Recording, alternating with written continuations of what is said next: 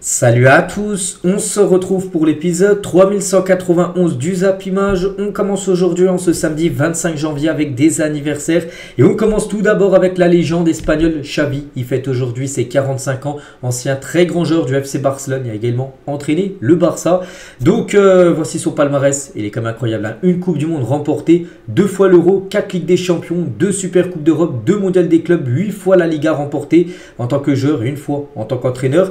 4 Coupes d'Espagne, il y a combien 7 Super Coupes d'Espagne et 2 Super Coupes d'Europe. Voilà, en gros, il a tout gagné ce qui était possible en gros. Donc bon anniversaire bien sûr à Xavi. Concernant sa situation actuellement personnelle, on sait qu'il a quitté le Barça depuis quelques mois. Pour l'instant, il est en vacances, en stand-by. Il reprendra certainement, je pense, une équipe. L'été prochain, il a refusé quelques clubs comme l'AS Roma, qui le voulait là il y a quelques semaines. Non, pour l'instant, c'est pas encore le bon moment pour Xavi pour son retour. Donc voilà, bon anniversaire à Xavi. Et concernant les joueurs en activité, tiens, Adama Traoré, ancien joueur du FC Barcelone qui avait joué sous, je crois, Xavi. Il fête aujourd'hui ses 29 ans. Ce joueur maintenant qui évolue du côté de Fulham. On continue, on va parler maintenant de ce qui s'est passé hier soir. Niveau résultat, et on commence en France avec ce match entre l'AG Auxerre et l'AS Saint-Etienne. Score final 1 partout. Traoré et Stassin ont été les deux buteurs de la rencontre. Donc les statistiques du match, ça a été un match plutôt serré. On peut avoir 5 tirs cadrés pour l'AG Auxerre, 3 tirs cadrés pour Saint-Etienne. Voilà, le match nul est plutôt logique. Et concernant le buteur côté AG Auxerre, c'est Traoré. Et c'est qu'il marque beaucoup quand même à cette saison. Il en est quand même à 8 buts et une passe D en Ligue 1 cette saison du côté de l'AG Auxerre. C'est bien évidemment le meilleur buteur de cette équipe bourguignonne. Donc c'est l'une des révélations du championnat. Ce joueur ivoirien Ahmed Traoré. Donc voilà ce qu'il y a à dire sur cette rencontre. Pas d'autres infos. Voilà, match nul et partage des points. Concernant le programme aujourd'hui, pas mal de belles affiches. Monaco contre Rennes à 17 h. Il y aura Strasbourg contre Lille à 19 h. Et le PSG contre Reims ce soir à 21 h 05. Il y aura aussi 2 matchs de Ligue 2. Le Paris FC contre Red Star, ça c'est un derby. Et Lorient contre Clermont. Donc avant de parler de la Ligue 2, on va parler juste après, mais on va parler quand même du programme de la Ligue 1 avec ce PSG Reims. Et ça fait la une du journal Équipe aujourd'hui. Et surtout, c'est la nouvelle recrue Kvaratskhelia dans les starts. En gros, voilà, en gros c'est le jour J pour Kvaratskhelia. Donc 8 jours après avoir signé au PSG, Kvaratskhelia, l'ancien attaquant de Naples, devrait faire ses grands débuts ce soir contre l'équipe de Reims. Donc déjà il sera présenté. Il n'avait pas été présenté lors du dernier match contre Manchester City parce que l'équipe du PSG était focus vraiment sur le match contre City. Il ne voulait pas faire une présentation avant le match parce qu'il y avait beaucoup de pression de faire un bon résultat, ce qui a été fait contre City. Mais ce soir, voilà, avant le match contre Reims, il y aura une petite une petite cérémonie de 5-10 minutes pour présenter bien sûr la nouvelle recrue. Et Luis Enrique était en conférence de presse hier sur Kvaratskhelia. Et la question qu'on se pose tous, est-ce qu'il va jouer? Quand est-ce qu'il va commencer à jouer? Donc il a dit ce n'est pas important de quand il va commencer à jouer. Ce qu'il est, c'est qu'il soit dans une dynamique avec nous. Et physiquement, il est très bien. Nous l'avons vu sans problème aux entraînements. Il est prêt. Donc voilà, en gros, il est dans le groupe ce soir. Il est prêt à jouer. Après, est-ce qu'il sera titulaire? Ça m'étonnerait. Parce que regardez quand même la composition probable pour la réception de Reims. On peut voir Barcola, Ramos, Dembélé, mais il y a des chances, même quasiment sûr qu'on le verra jouer les 30, les 20, les 10 dernières minutes, j'en sais rien, mais il rentrera certainement en cours de match. Kvaratskhelia, donc voilà la compo attendue ce soir pour le PSG, pour cette rencontre contre l'équipe de Reims. On continue avec les autres résultats de la soirée hier. On va parler de la Ligue 2 rapide. Metz contre Grenoble et Metz s'est imposé 3-0. Félicitations à eux. Et surtout, actuellement, c'est eux les nouveaux leaders du championnat de Ligue 2, cette équipe de Metz.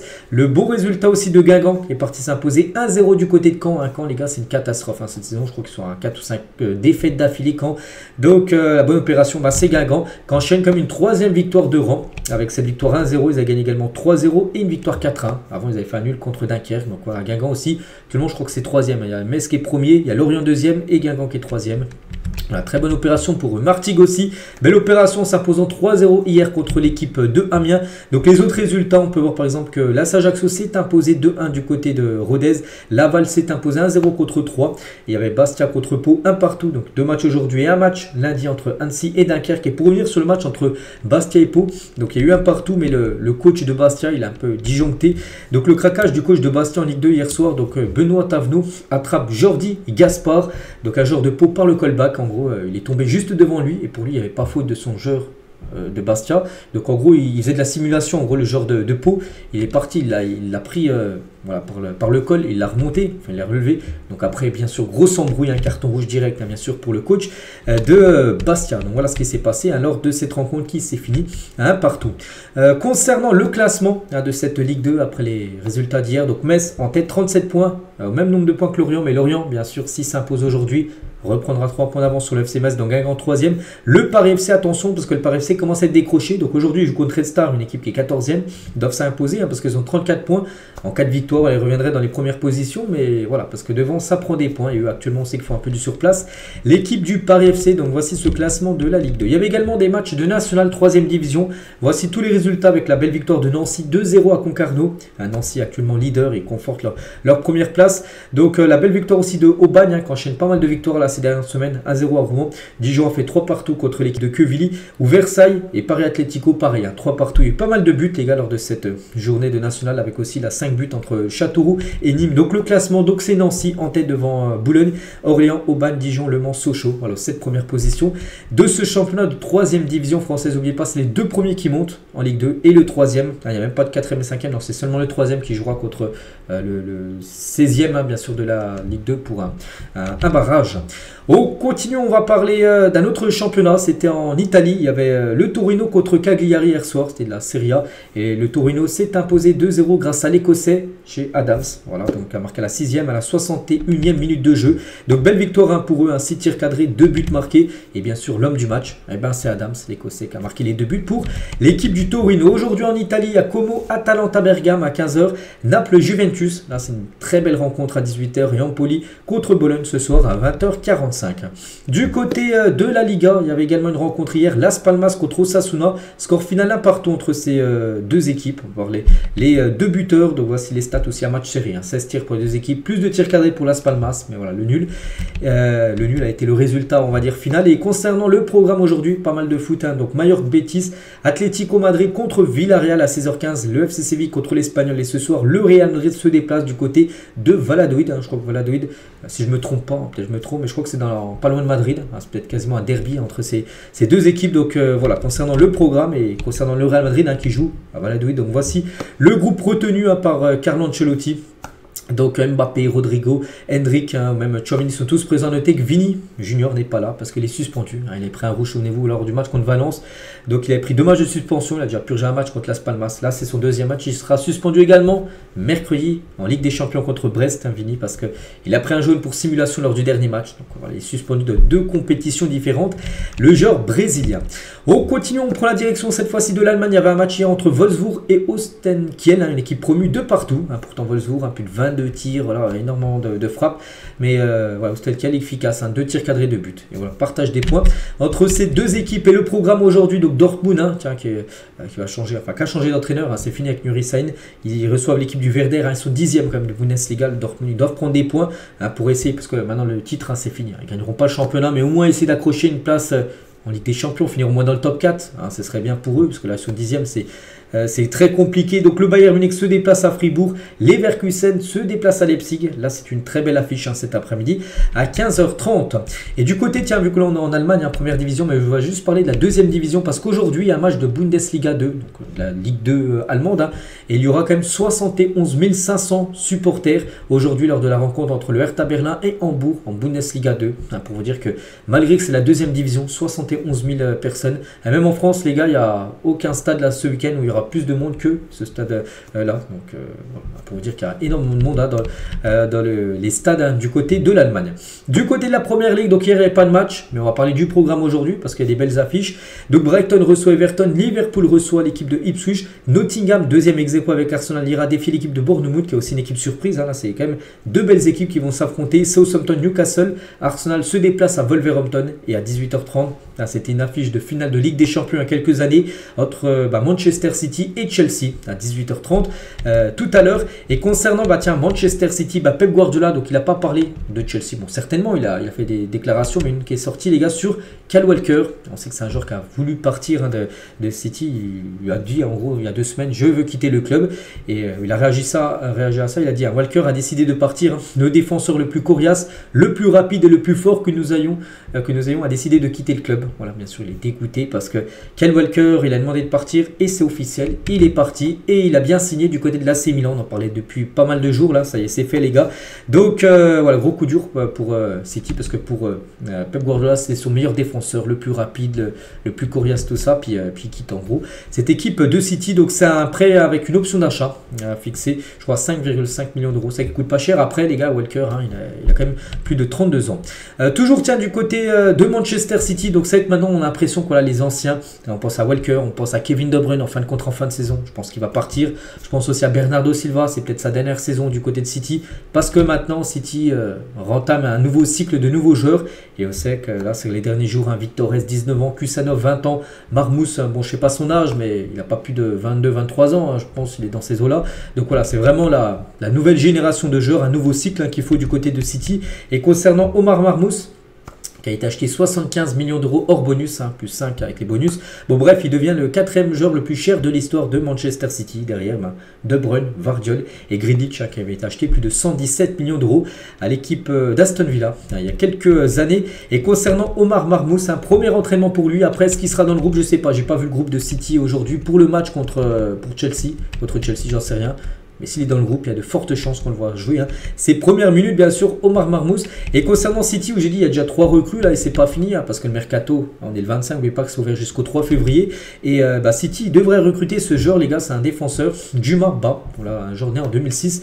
Le défenseur originaire de Sierra Leone sera prêté à Lens 6 mois. Voilà, donc voilà, il évoluait cette saison à Valladolid. Donc peut-être c'était un accord aussi avec Kusanov. Si City achetait Kusanov, et City s'engageait peut-être à acheter un joueur, un défenseur, pour le prêter les 6 prochains mois à Lens. C'est peut-être pour ça qu'il devrait partir à Lens en prêt, ce joueur du coup qui arriverait le 1er juillet prochain à Manchester City. Voilà ce qu'il va dire concernant l'équipe des Citizens. On continue avec une autre très grosse info et ça concerne nos voisins belges. Et parce qu'on sait que Tedesco a été viré il y a à peu près 2 semaines. Puis voilà, maintenant on connaît le nouveau sélectionneur, c'est Rudi Garcia, le nouveau sélectionneur de la Belgique. Donc lui, ancien entraîneur de beaucoup d'équipes. L'AS Roma, il a fait Lyon, il a entraîné aussi du côté, je crois, du championnat saoudien. Il a entraîné énormément d'équipes. Donc voilà, maintenant c'est l'entraîneur de la Belgique. Donc la Belgique pourtant a tenté un coup. Ils ont tenté l'énorme coup Zinedine Zidane. Voilà, parce qu'il était dispo, Zidane. Voilà, ça aurait été l'entraîneur également parfait pour la Belgique, mais la légende a dit non. Parce qu'on sait que Zidane, il a refusé énormément de clubs ou de sélections. Parce qu'il a une équipe maintenant en tête. On sait que c'est l'équipe de France, ça doit être le cas l'année prochaine. Donc voilà, hors de question de prendre la Belgique alors qu'il y a la France qui peut entraîner l'année prochaine. Donc voilà, du coup c'est Rudi Garcia. Après, est-ce que c'est une bonne ou mauvaise nouvelle pour la Belgique? Je ne sais pas. Donc Rudi Garcia, après sa nomination à la tête de la Belgique, donc j'ai été choisi par rapport à mes résultats dans mes anciens clubs. Maintenant je suis 100% belge et fier de l'être. Voilà. Toujours avec Rudi Garcia, donc parce qu'il a fait une conférence de presse en tant que sélectionneur de la Belgique. Il a parlé aussi d'Eden Hazard, la légende. Bon, il ne va pas revenir à jouer Hazard, mais il aura son rôle à jouer avec la sélection belge. J'ai surtout beaucoup parlé à Eden Hazard, qu'il a pu appeler. Il fera également partie de l'aventure jusqu'à la Coupe du Monde. Il connaît les cadres et pourra parler avec eux pour nous aider à réussir nos objectifs. Il peut être intéressant d'avoir l'un des meilleurs joueurs belges de tous les temps derrière moi. Voilà, il pourrait être peut-être dans son staff en gros, Eden Hazard, jusqu'à la Coupe du Monde, où il vient de signer jusqu'à la Coupe du Monde bien sûr. Rudi Garcia, il aimerait aussi faire revenir Thibaut Courtois en sélection. Le gardien du Real Madrid avait déclaré qu'il ne jouerait plus pour la Belgique tant que Domenico Tedesco resterait le sélectionneur, parce que voilà, les deux ne s'entendaient pas. Et voilà, c'est vrai qu'il a pu être appelé, il n'a même pas joué l'Euro, parce que c'était Tedesco, le coach de la Belgique. Mais maintenant, vu que ça a changé de coach, et voilà, Rudi Garcia aimerait le retour tout simplement de Thibaut Courtois du côté de la sélection. Et c'est fort possible. Donc voilà ce qu'il y a à dire sur Rudi Garcia et la sélection belge. On va parler d'un autre pays voisin de la France, l'Allemagne. Et pareil avec le sélectionneur, et c'est officiel, Julian Nagelsmann prolonge son contrat avec l'Allemagne jusqu'en 2028. Donc il arrive en poste en septembre 2023, il y a moins 1 an et demi. Et du coup, voilà, il restera jusqu'en 2028 avec la sélection allemande. Donc son bilan depuis sa nomination, c'est 19 matchs, 11 victoires, 5 nuls et 3 défaites. Voilà, donc du coup, il est reconduit pour 2 nouvelles années. De base, il avait un contrat jusqu'à la Coupe du Monde. Et du coup, 2 nouvelles années jusqu'au prochain Euro. En gros, il restera Nagelsmann. On continue avec des autres infos officielles. Et c'est Eli Wahi qu'on a beaucoup parlé ces derniers jours, ces dernières semaines, par rapport à certainement un départ de Marseille. Et ça, il s'est fait, les gars. Qui déjà l'OM, hein, seulement 6 mois après son arrivée. Direction l'équipe de Francfort, c'est le remplaçant de Omar Marmoush. Bon, je ne sais pas s'il sera autant décisif que Marmoush, parce que Marmoush a mis quand même la barre très très haute. Mais voilà, c'est officiel, rejoint l'équipe de Francfort, signature jusqu'en 2030. Hein. C'est pas un prêt, c'est un transfert sec. Montant du transfert, 29 millions d'euros, bonus compris.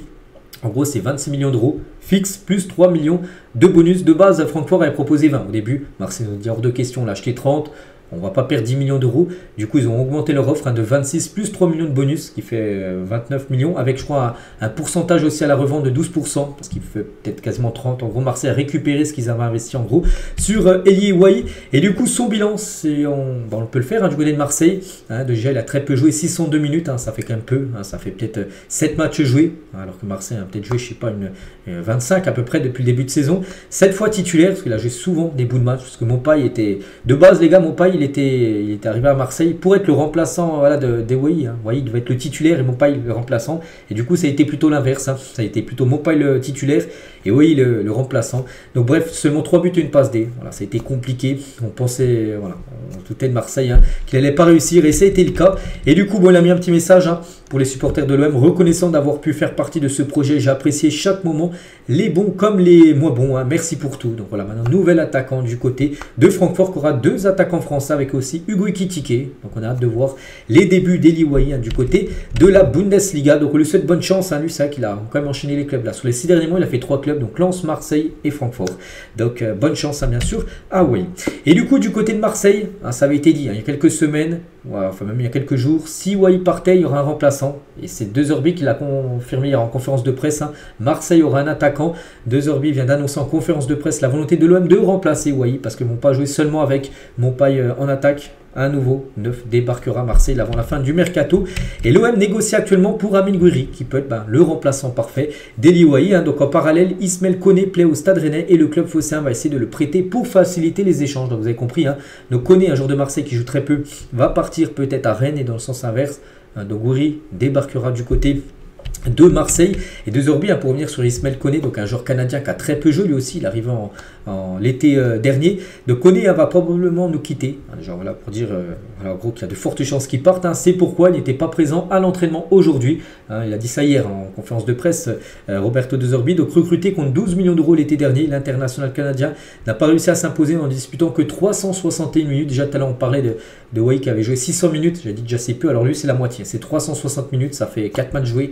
Une trentaine de matchs joués à peu près pour Marseille, enfin un peu moins, 25 matchs joués. Donc voilà, en gros il va partir, il rentre pas du tout dans les plans de Roberto De Zerbi. Du coup ça promet une fin de mercato très agitée du côté de Marseille, côté départ. Donc Wahi, hein, c'est fait. Koné les gars, donc très proche de partir, aussi Bamou Maïté qui devrait partir, Lilian Brassier aussi, hein, s'il y a une belle équipe qui propose un beau contrat, il partira certainement. Et côté arrivée, donc il pourra avoir un attaquant déjà pour remplacer Wahi, un milieu, un latéral, un défenseur central. Voilà, donc à Marseille les gars, c'est pas du tout fini le mercato. Et concernant aussi les joueurs sur le départ aussi, Amin Harit, hein, c'est vrai qu'Amin Harit les gars, peut-être qu'il y en a beaucoup qui l'ont oublié, mais c'est vrai qu'actuellement, il joue plus du tout. Bon, après, il est blessé. C'est normal qu'il ne joue pas s'il est blessé. Mais par exemple, même quand il n'était pas blessé, contre Saint-Etienne et contre Lille, il n'avait pas joué, il était sur le banc. Donc en gros, le dernier match qu'il avait joué, c'était contre le PSG. Souvenez-vous, Marseille avait pris 3-0. Il a même pris un rouge. Souvenez-vous, hein, ce match, il avait joué 20 minutes. Marseille a pris un carton rouge. Souvenez, la semelle qu'il avait fait sur Marquinhos. C'est son dernier match joué à Marseille. Hein, ça remonte au 27 octobre.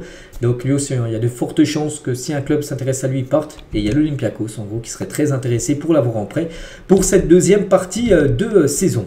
Et toujours du côté de Marseille, donc hier, il y avait Roberto De Zerbi et aussi Rulli, les gars, qui était en conférence de presse. Hein, il a évoqué le gardien dont il inspire, hein, enfin dont il s'inspire, désolé. Donc le meilleur gardien du monde, c'est mon compatriote Martinez, le gardien d'Aston Villa et le gardien argentin. Il m'aide à atteindre ce niveau, c'est un ami et un frère pour moi. Donc voilà, il s'inspire beaucoup bien sûr de Martinez, qui est certainement actuellement et depuis quelques temps quand même le meilleur gardien peut-être au monde. Hein, c'est vrai qu'il est quand même exceptionnel. Donc voilà ce qu'à dire, hein, du côté de Marseille. On continue, on va parler de l'AC Milan qui va présenter aujourd'hui, ce samedi, une offre officielle au Feyenoord pour son attaquant Santiago Jiménez, attaquant de l'équipe du Feyenoord, très bon joueur. Hein. Tiens, avant-hier, je crois qu'il a mis un doublé hein, en Ligue des Champions contre le Bayern Munich. Donc voilà, concernant enfin c'était pas avant-hier, c'était il y a 3 jours le match. Voilà, ce joueur serait pisté par l'équipe de Milan. Officiel, le crack italien Mikel Kayode est prêté à Brentford par la Fiorentina. Le prêt contient une option d'achat de 16 millions d'euros pour le latéral droit de 20 ans. Voilà, peut-être si vous le connaissez ou peut-être si vous ne le connaissez pas, vous le connaissez maintenant. Kayode part du côté de Brentford. Concernant Vini Junior, donc Ancelotti sur les rumeurs de Vini Junior en Arabie Saoudite. Conférence de presse hier, il a dit, hein, donc Vini est très heureux ici et il veut entrer dans l'histoire du Real Madrid parce qu'il y a beaucoup de rumeurs en gros que Vini, pour l'instant il est Real, mais dans le futur, peut-être dans 1-2 ans, hein, il pourrait signer en Arabie Saoudite pour toucher un salaire XXL bien sûr. Et pour l'instant, pour Ancelotti, il dit que vraiment Vini pense seulement au Real Madrid pour le futur.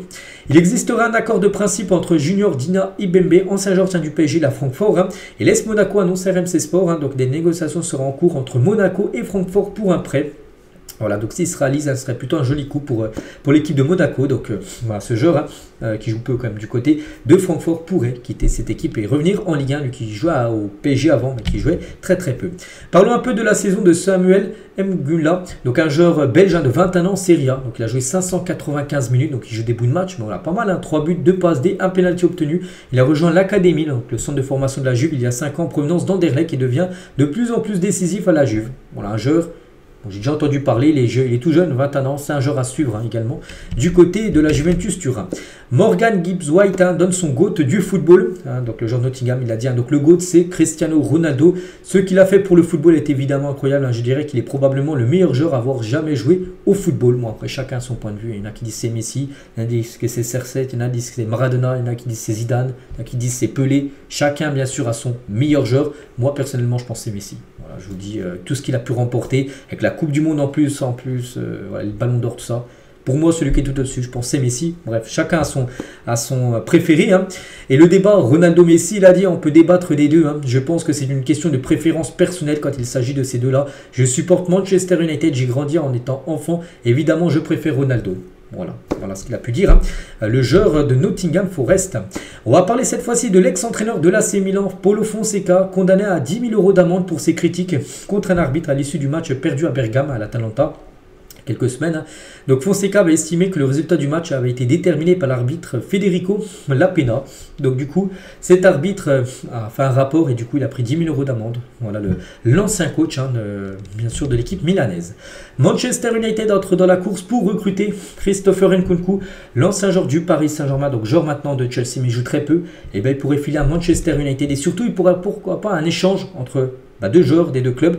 Donc concernant Garnacho, joueur de Manchester, pourrait aller à Chelsea. Et dans le sens inverse, Nkunku, joueur de Chelsea, pourrait lui aller du côté de Manchester United. Donc affaire à suivre. Le Real Madrid songe à recruter John Duran, attaquant colombien, beaucoup pisté, enfin beaucoup suivi. Hein. Je sais qu'il y a West Ham qui a fait une offre. Il y a le PSG aussi, les gars qui étaient très intéressés. Maintenant, il y a le Real Madrid, les gars qui est intéressé par John Duran. Dans le même temps, le Real Madrid pense à prêter Hendrik. Hein. En gros, ce serait le remplaçant d'Hendrik parce que le Real Madrid est ouvert après de son crack Hendrik. Après, est-ce que le joueur a envie de partir? Ça, je ne sais pas. Mais le Real Madrid, si le joueur donne son oui et si une belle offre arrive, il pourrait le prêter, pas le vendre. Hein. On ne parle pas de vente, on parle de prêt sans option d'achat. C'est-à-dire qu'il reviendrait le 1er juillet prochain au Real. Donc voilà, concernant le jeune Brésilien. Eagle Football annonce un nouvel apport de 83 millions d'euros. Donc c'est quoi Eagle Football? En gros, c'est le groupe de John Textor. Hein, donc 83 millions d'euros dans les caisses de Lyon parce qu'on sait que Lyon doit ramener de l'argent pour éviter une rétrogradation en Ligue 2 la saison prochaine. Donc le détail, donc 62 millions d'euros de vente de joueurs. Hein, donc Luis Enrique qui a été vendu au Zénith, un joueur de Botafogo. 33 millions d'euros. Orban, je crois qu'il a été vendu 10 millions d'euros. Maxence Cacré, je crois que ceci, ça devait être 10. Et Jeffinho, je ne sais plus c'était combien. Je sais plus. Bon, bref, ça fait 62 en tout, tous ces joueurs-là. Donc, toute la somme est investie, bien sûr, dans l'équipe de Lyon. Et 21 millions aussi versés par YMK. Donc, Michael Kang, hein, donc la propriétaire de Lyon, féminin et actionnaire majoritaire à 52%, verrait aussi, en fait, c'est pas augmenté. Bon, bref, voilà, parce que Lyon doit ramener de l'argent dans les caisses pour éviter, j'ai dit, de descendre en Ligue 2. Donc, en gros, il a investi l'argent, bien sûr, des ventes des joueurs, hein, que ce soit des joueurs de Lyon ou des joueurs de Botafogo, parce que Botafogo et Lyon ont le même propriétaire. Kamavinga qui se remémore ses années rennaises avec Rafinha sur Instagram. Voilà, Camavinga, il a publié une petite vidéo une photo sur Instagram, une photo de lui avec Rafinha. Maintenant, les deux jouent dans les deux grands clubs espagnols, le Real et le FC Barcelone. Les deux sont très bons, surtout Rafinha qui est exceptionnel. Officiel, Gérard Martin prolonge jusqu'en 2028 avec le FC Barcelone. Donc hier, on a appris, c'était la prolongation d'Araujo jusqu'en 2031 pour Araujo. Et aujourd'hui, c'est Gérard Martin. Donc là, dans les prochains jours, le Barça va prolonger aussi Pedri et Gavi, voilà, qui va être aussi... Les deux vont être prolongés aussi certainement dans les prochains jours. Officiel, Antoine Griezmann quitte Puma et signe chez Decathlon. Voilà, c'est ce nouveau équipementier. Là pour Griezmann, on peut voir là, les crampons avec la marque Puma, enfin le design, je ne sais même pas que ça ressemble à ça, design Decathlon, donc voilà, concernant Grisou. Le PSG présente une collaboration avec la marque Fantasy, fondée par la star taïwanaise Jie Shu, voilà, pour célébrer le nouvel an lunaire. Donc voilà, les nouveaux maillots qui vont sortir pour le PSG, bon je pense pas qu'ils seront... porté par les joueurs, hein, mais une veste, par exemple, la veste à droite, là, vous pourrez retrouver sur la boutique officielle du club. Manchester United offre plus de 30 millions d'euros pour recruter Patrick Dorgu. Voilà, joueur de Lecce, je connais pas trop le joueur, hein, mais voilà, si Manchester s'intéresse à lui, c'est qu'il doit être bon, hein, bien sûr. Hein, donc le défenseur de Lecce a déjà donné son feu vert pour quitter Lecce et rejoindre les Red Devils d'après Fabrizio Romano. Donc on a un transfert qui pourrait se faire également là très prochainement. Concernant Naples et Dortmund, sont très proches d'un accord pour Karim Adeyemi. Les discussions sont avancées, portent sur un transfert d'environ 40 millions d'euros. Les négociations se poursuivront demain dimanche. Voilà. Concernant ce joueur, peut-être qu'il sera le remplaçant de Kvaratskhelia qui a quitté le club. Hein. Naples a reçu 70 millions d'euros de la part du PSG et pour investir plus de la moitié sur Adeyemi qui pourrait débarquer du côté du Napoli très prochainement. Chelsea apprécie le profil d'Enzo Molobé, donc un jeune français de 17 ans. Donc les Blues, hein, pour accélérer dans les prochains jours, poursuivent le jeune attaquant qui n'a joué que 10 minutes cette saison avec Lyon, toute compétition confondue. Voilà, mais c'est un joueur pour le futur. Et Chelsea, hein, qui veut tous les joueurs, j'ai l'impression, d'Europe, même du monde. Et voilà, il pourra acheter ce joueur et après il pourrait le prêter de nouveau, hein, peut-être à une autre. Pourquoi pas Strasbourg, où il prête beaucoup de joueurs. Mais voilà, ce joueur est pisté par l'équipe des Blues. L'Atlético Madrid, ils ont entamé des discussions pour recruter Zinchenko, défenseur ukrainien. L'Ukrainien qui souhaite quitter Arsenal est estimé à 20 millions d'euros plus bonus. Donc voilà, l'Atlético serait très intéressé par Zinchenko. On revient il y a 30 ans jour pour jour en arrière, c'est un 25 janvier. Donc c'est Eric Cantona, c'est en du coup 1995. Voilà. Donc Eric Cantona a saigné high kick à un hooligan de Crystal Palace qui l'avait insulté. Bon, voilà, voilà, je vais pas dire l'insulte, hein, on peut voir c'est quoi. Un geste qui lui aura valu comme 9 mois de suspension. Hein, le supporter lui a dit ça, donc Cantona, les gars, était très chaud. Hein, il est venu, il a mis un gros coup de savate, un gros high kick. Hein. Donc Eric Cantona, il a dit, hein, j'aurais dû le frapper plus fort. Était revenu Cantona il y a 5 ans, hein, ce qu'il a dit. Donc voilà. C'était il y a 30 ans jour pour jour, à cette fameuse histoire. Et on finit aujourd'hui, les gars, avec ça. Pour vous, le meilleur numéro 9 de la dernière décennie. Voilà, tout simplement. Peut-être même le meilleur numéro 9 pour vous, celui qui a fait la plus belle carrière entre ces 4-là. Ils ont tous fait une magnifique carrière. Hein. Il y a Luis Suarez, il y a Benzema, il y a Zlatan et il y a Robert Lewandowski pour vous qui a fait la plus belle carrière. Du premier la moins bonne carrière, mais ils ont tous fait des carrières exceptionnelles. Je partirais quand même sur Benzema parce que pour moi, celui qui a le palmarès le plus costaud, déjà il a le ballon d'or. C'est le seul à avoir gagné le ballon d'or par rapport aux 3 autres. C'est aussi le joueur, je pense, qui a gagné le plus de Ligue des Champions. Hein, Benzema, je sais plus, il a gagné moins 5. Hein, Luis Suarez a remporté une, je pense, oui. Zlatan, je ne sais même pas s'il a remporté la Ligue des Champions, Zlatan, et Lewandowski une Ligue des Champions. Donc voilà, déjà Ballon d'Or et 5 Ligues des Champions. Donc je mettrais Benzema en première position. Après deuxième, les gars, je partirais sur Suarez, je mettrais Zlatan troisième et Lewandowski quatrième. Il faut faire un choix. C'est mon choix. Donc voilà les gars, ce qu'il y a à dire aujourd'hui. J'espère que ça vous a plu. Donc nous on se retrouve, bien sûr demain dimanche. Hein, pour le prochain numéro, je vous souhaite une très bonne journée et à demain.